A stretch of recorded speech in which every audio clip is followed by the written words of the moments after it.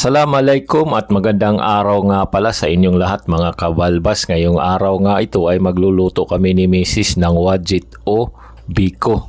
Gamit namin ang aming bagong kasama sa kusina, ang skillet o bad boy ng Salad Master.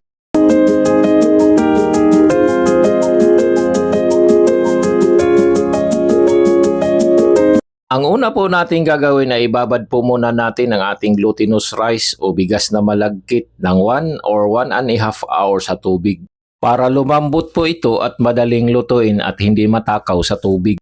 At ang mga ingredients po na ating gagamitin ay gata ng niyog, asukal at tangka na pampalasa at pampabango na rin po. Isyo nga pala sa ating pagluluto kung ilan takal ng bigas na ating gagamitin ay siya rin pong ating gata at asukal na takal. At ang ginamit po nga namin ay 4 na takal ng malagkit, kaya 4 din na takal ng gata at 4 din po na takal ng asukal. Sa init na 170 degrees Celsius po ng ating skillet ay tutunawin lang po natin ang ating asukal. At hindi na po natin patatagalin, tara magluto na po tayo, let's go!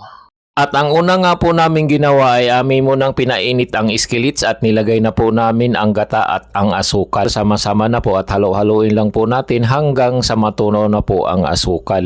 At pagkatapos po nito, pag natunaw na ang asukal ay isit na po natin ulit ang ating skillet ng 230 degrees Celsius at isama na po natin ang ating malagkit na bigas o glutinous rice at lulutuin po natin sa temperaturang 200 degrees Celsius at lulutuin po natin sa 10 minuto.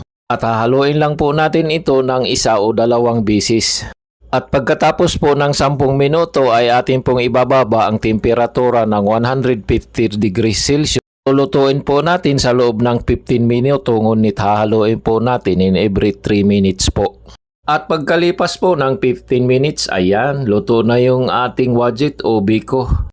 Ayan, nakita na po ninyo kung gaano ka-easy ang pagluluto ng wajit o biko dito sa Salad Master. Ilagay lang po nyo lahat ng ingredients at maluluto na po ito ng sabay-sabay.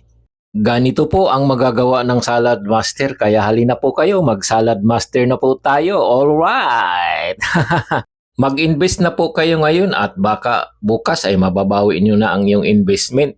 At pwede ka pang kumita dito bilang sideline, so diba win-win situation po.